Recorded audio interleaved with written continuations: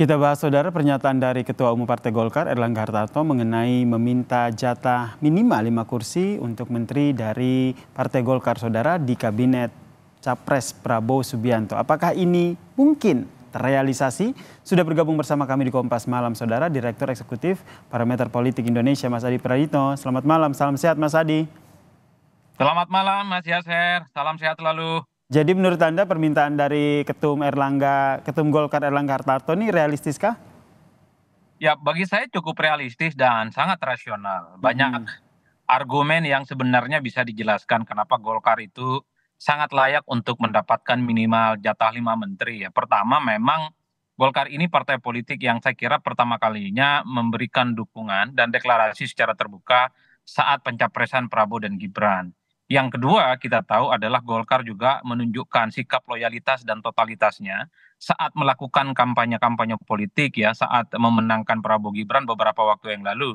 Bahkan dalam banyak hal Golkar ini kan sering pasang badan, di mana kader-kader terbaik mereka yang ditunjuk sebagai jubir dan tim pemenangan untuk membentengi Prabowo dan Gibran dari serangan-serangan kubu 1 dan kubu 3. Nah yang ketiga kalau mau jujur ya tentu karena perolehan suara pileg Golkar itu adalah Mm. suara yang terbanyak di internal koalisi 0 nomor 02. Karena kalau kita melihat persentase per hari ini, Golkar itu kan di kisaran angka sekitar 15% sekian dibandingkan dengan Gerindra hanya mendapatkan 12%. Oleh karena itu, untuk kebutuhan koalisi yang signifikan, terutama untuk mengamankan kekuatan politik parlemen, maka posisi Golkar sebenarnya sangat layak ya untuk mendapatkan 5 kursi. Bahkan secara rasional Mm. sebenarnya Golkar pun juga layak untuk ditambah kursinya, bisa 6 ataupun 7. Bagi saya dalam politik adalah bagaimana mengakumulasi permintaan-permintaan politik ya sebagai upaya untuk menumpuk kekuasaan. Yang aneh itu adalah jika ada yang kalah pemilu, kalah kontestasi, kalah pilpres, juga minta jabatan menteri. Itu aneh, Mas. Kalau Oke. Golkar sebagai partai yang mengusung sejak awal kontribusinya signifikan, apalagi perolehan pileknya menurut saya Mm. paling banyak di internal kubu nomor 2, bagi saya 5 kursi menteri itu adalah jawaban yang sepadan Jadi sebenarnya. wajar ya minta 5 kursi karena kontribusinya seperti yang tadi Anda jelaskan. Tapi apakah 5 kursi menteri ini nanti akan mendominasi atau Prabowo yang berasal dari Partai Gerindra harus lebih banyak mendominasi? Secara realitas politik memang kubu Prabowo, kubu Gerindra jauh di atas Golkar perolehan menterinya ya. Karena Hmm. apapun judulnya mereka lah yang sebenarnya memiliki privilege ya untuk mendapatkan menteri jauh lebih banyak dibandingkan yang lain. Bahkan misalnya Gerindra itu bisa 10 kursi, kalau mau juga bisa 15 kursi. Itu saya kira sangat sah dalam politik, mengingat Gerindra adalah ketua umum mereka yang jadi presiden di negara ini. Oleh karena itu bagi saya kompetisi politik itu adalah tujuannya untuk how to get the power, mengakumulasi begitu banyak kekuasaan-kekuasaan politik yang didapatkan, terutama kekuasaan menteri ya. Itulah yang saya sebutkan bahwa siapapun nanti yang sudah ditetapkan sebagai presiden, sebut saja Prabowo dan Gibran, Hmm. jangan pernah mengajak kubu-kubu yang lain, terutama yang kalah pemilu untuk menjadi bagian dari koalisi mereka, karena itu akan mengurangi jatah menteri yang akan didapatkan oleh partai-partai pengusung atau mengurangi jatah menteri yang akan dimiliki oleh Gerindra. Nah ini yang Makanya menjadi bagi pertanyaan saya, saya selanjutnya Mas Adi, ini ke depannya dengan permintaan jatah menteri tentu tidak hanya dari Golkar, ini hanya Golkar yang akhirnya terbuka di depan umum sehingga kita mengetahui ada minta 5 kursi begitu. Tapi menurut Anda nanti pola politik ataupun peta politik yang nantinya akan dipakai oleh Prabowo dan juga Gibran jika nantinya akan terpilih untuk memetakan perolehan ataupun jatah-jatah kursi ini menurut Anda seperti apa?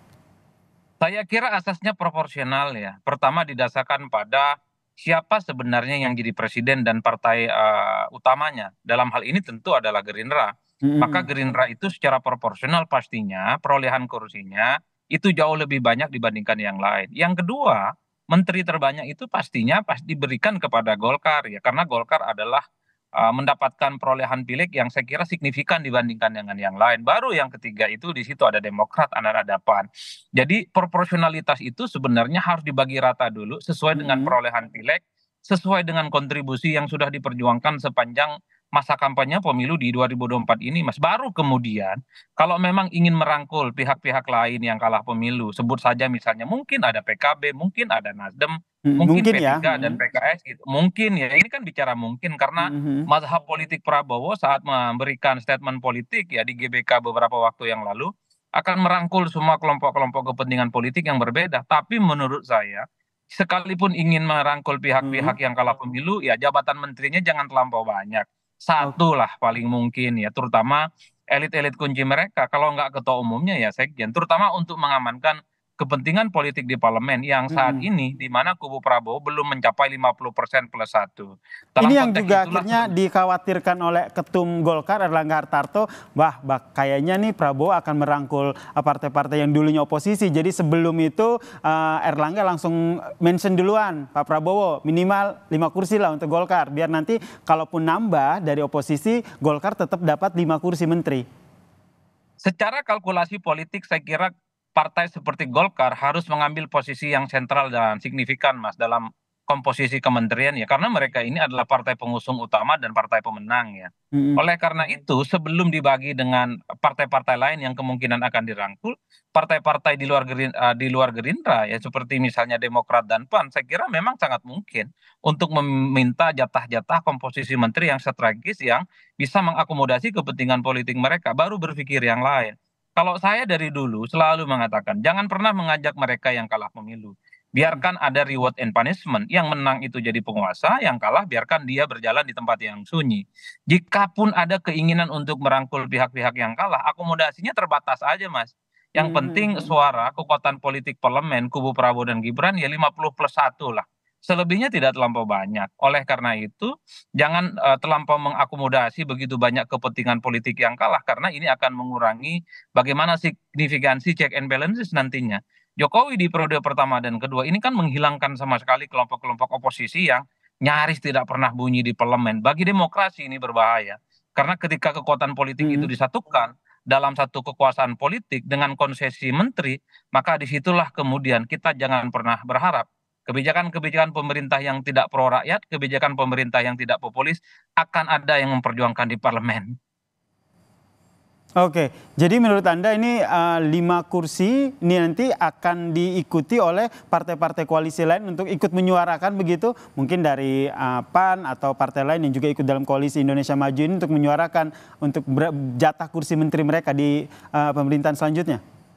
Ya, saya kira pastinya. Bahkan sebelum koalisi dibentuk, ketika memberikan dukungan kepada Prabowo dan Gibran, saya kira partai-partai seperti Demokrat dan PAN sudah bicara dari hati ke hati soal kemungkinan jatah menteri yang akan mereka dapatkan andai Prabowo dan Gibran nanti menang dalam Mhm. Pilpres. Ini biasanya sebagai syarat awal di mana partai politik memberikan dukungan politik dalam Pilpres, Mas.